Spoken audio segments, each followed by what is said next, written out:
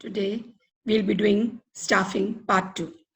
And in this, we are going to understand the meaning and the process of recruitment and the various sources of recruitment.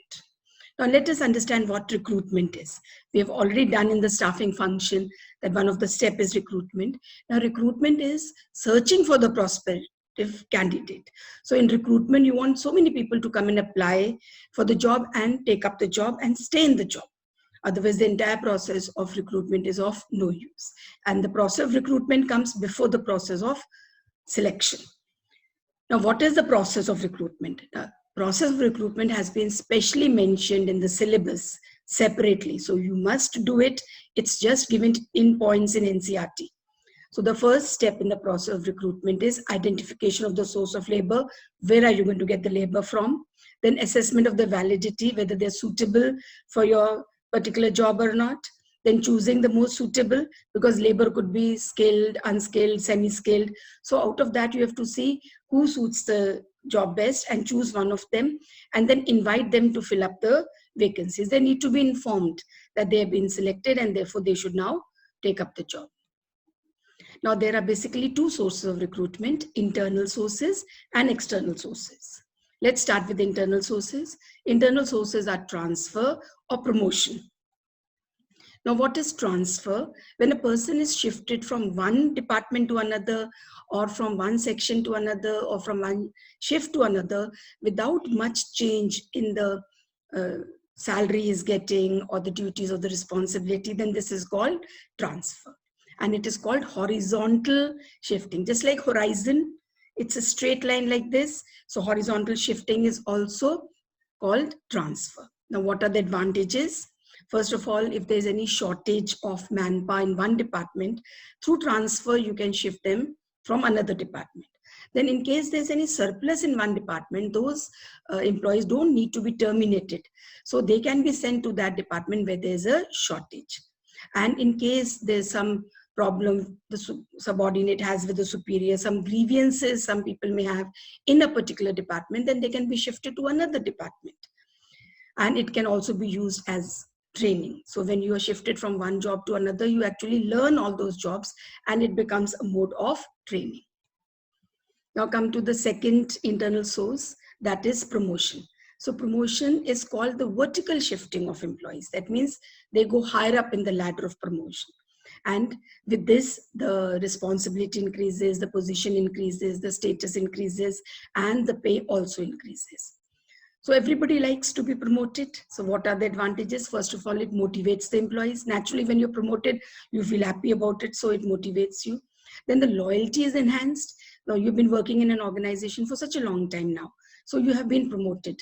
So you will stay in that organization for even much more longer time. Why? Because your loyalty has been rewarded.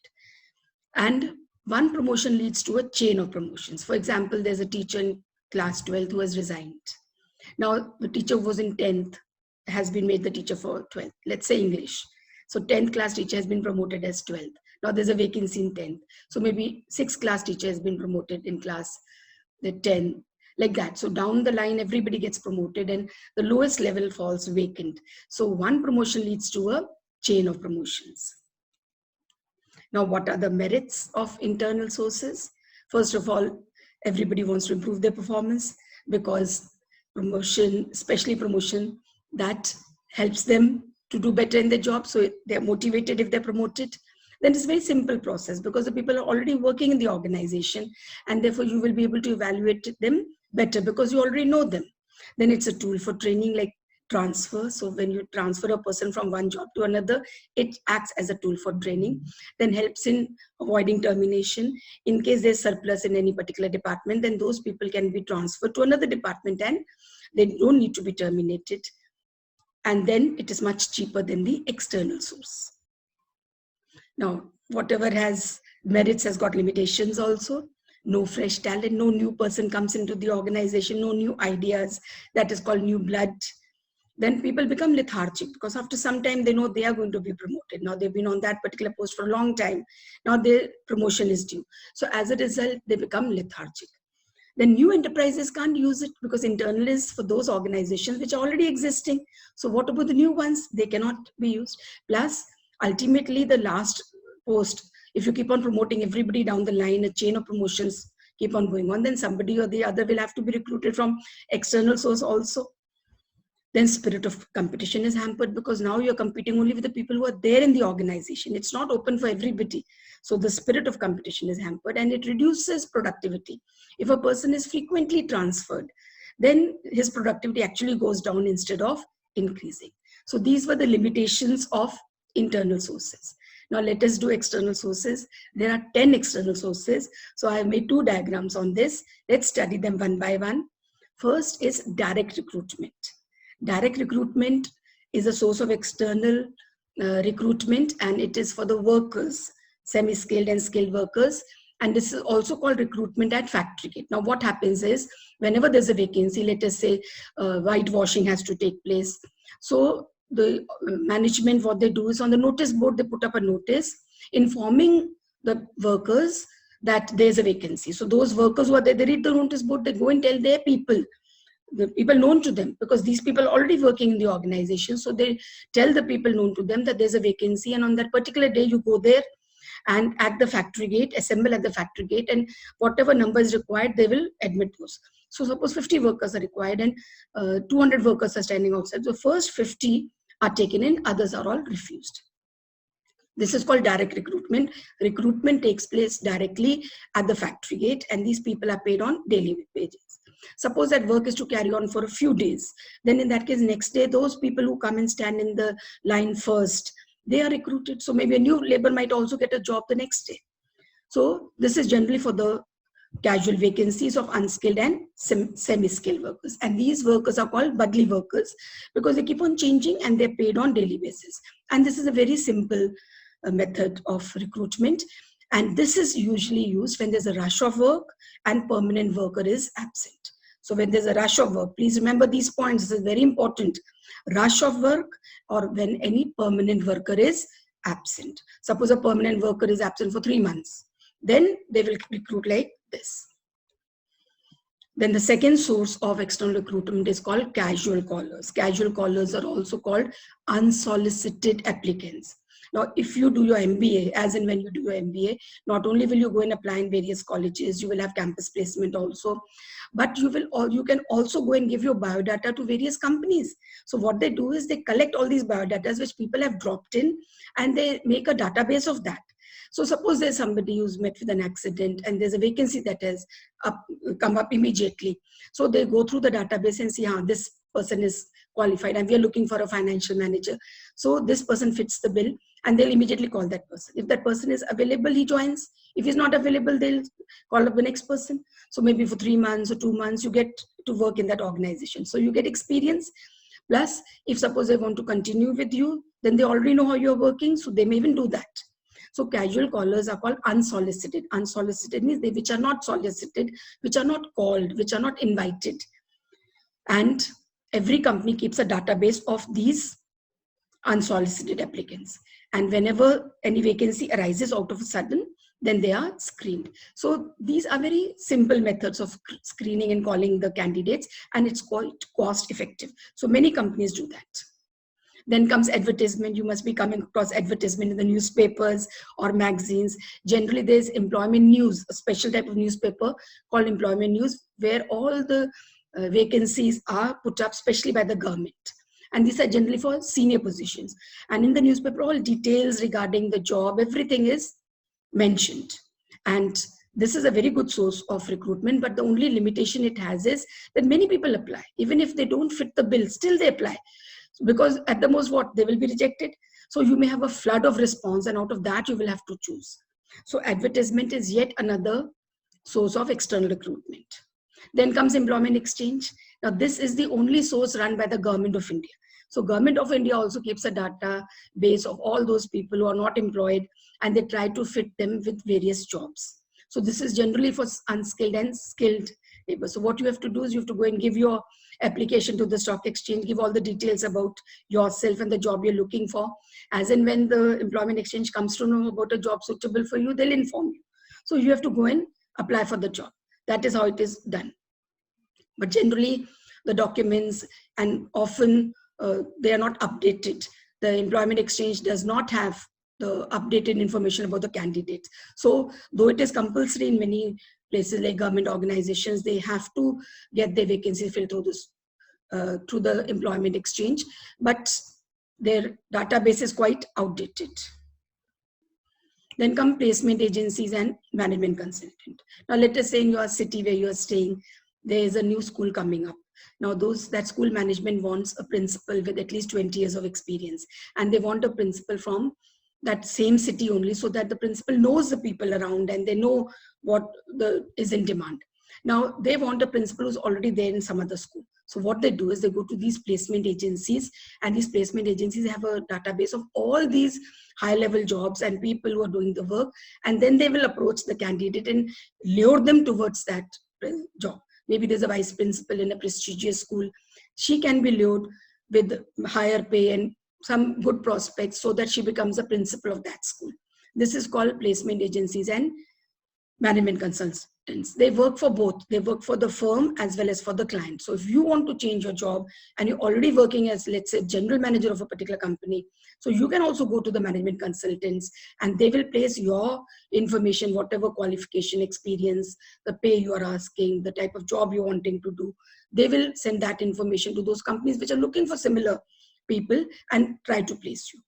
So these placement agencies, they have a database of a large number of candidates. They collect, just like LinkedIn, and where extensive screening is used, where technical, professional, managerial personnel are needed, and in-depth information has to be done. There, these are very good sources, and they provide specialists for middle and top level. So this is working only mainly for the top level, and sometimes they advertise on behalf of the client also. So they become a go-getter between the company on one hand and the probable candidate on the other. Then comes campus recruitment.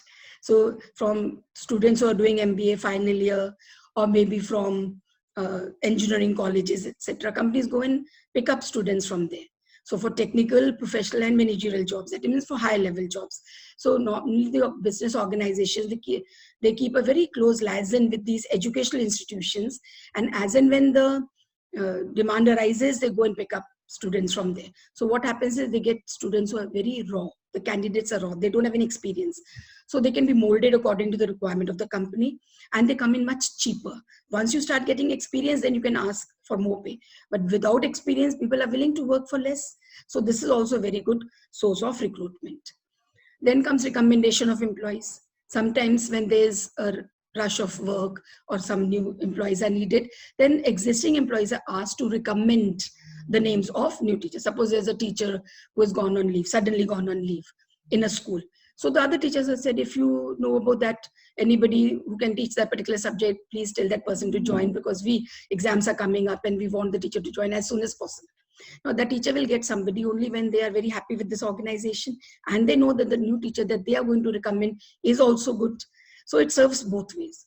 So these are the employees which are recommended or introduced by the present employees. And when these people are recommended, you don't need to go through the entire process. Why? Because you know that person who's recommended them, and only preliminary screening needs to be done. So this is also a very popular method of external recruitment. Then comes labor contractor.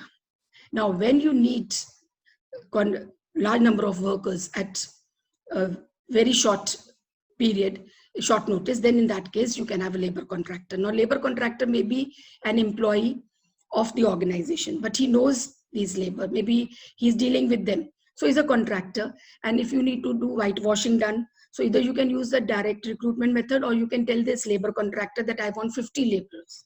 So he'll arrange for 50 laborers, but because you've told him, so he will give you those laborers whose guarantee he takes. So if anything goes wrong, you can catch hold of him. So the labor contractor will make sure that the people who come and work in the organization, they are very good. But this has got a limitation.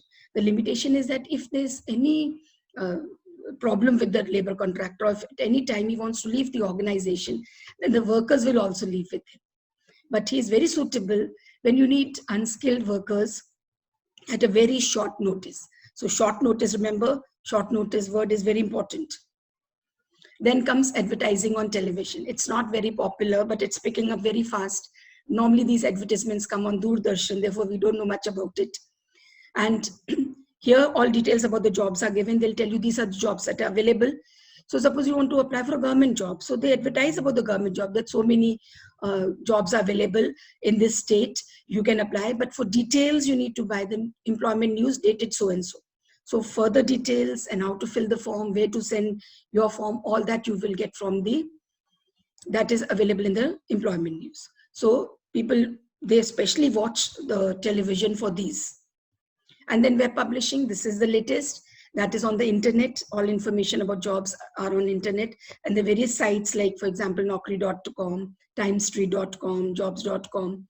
And from here, you can apply. But normally the pay package that is given on these jobs is much less than what is the market rate. But still, if you don't have any job, you can search these sites, put in your biodata, and if they find you suitable, they'll definitely call you. And that is how the jobs, external sources of recruitment are done. These are 10 sources of external recruitment. Now let us study the merits. First is you get qualified personnel. So qualified people are attracted. For example, there's a new course coming up, artificial intelligence or coding. Coding is the latest thing that is. Now we don't know coding. So there has to be a new teacher who has to be kept. So where a new vacancy, new job or new qualification is needed, the external sources are a very good source. Then a wide number of choice. So out of the organization, if you choose, then you are limited to that organization only. But if you use external source as recruitment, the large number of people who apply, that gives you a wider choice. Then fresh talent, new people come into the organization. So fresh talent, they bring with them new ideas. And then competitive spirit. Those people who are already there working in the organization, now they're in competition with these external sources also. So the competition becomes tougher and they have to perform better. But limitations are dissatisfaction amongst the existing staff. Suppose you've been working in an organization for 20 years. Now you expect you to be promoted. But now they have brought somebody from outside and made that person your boss. So the loyalty is questioned and people who are already working in the organization, they become dissatisfied. Then it's a lengthy process because you don't know the person who has come from outside, how good or bad he is. So you have to conduct a very long process. And then it is also costly. If the process is lengthy, it will definitely be costly. So that's about it. And now let's do the case study. Explain the source of recruitment used by Chadda Resorts. Okay, and any one disadvantage, fine. So that we can write any, but let us see which source it is. Vijay is working with Chadda Private Limited. He also recruits workers for the company on commission basis. He keeps in touch with the laborers in the villages and brings them to the company as and when at short notice. The workers recruited through him are known for their honesty and punctuality. Vijay is well known in his village for providing employment to unskilled people. Okay, so I think you've already got the answer. Still, I'll give you a moment to recollect and then I'll share the answer. Okay. Yes, short notice. Short notice is the key point I told you. You must remember this. And workers are recruited through him. This is labor contractor. So sometimes they tell you to quote the lines also to explain the source. So the source of recruitment used by Chadda is labor contractor. And one of the biggest disadvantages is that if the contractor himself decides to leave, then the workers will follow suit. And that's all in this video. Thank you.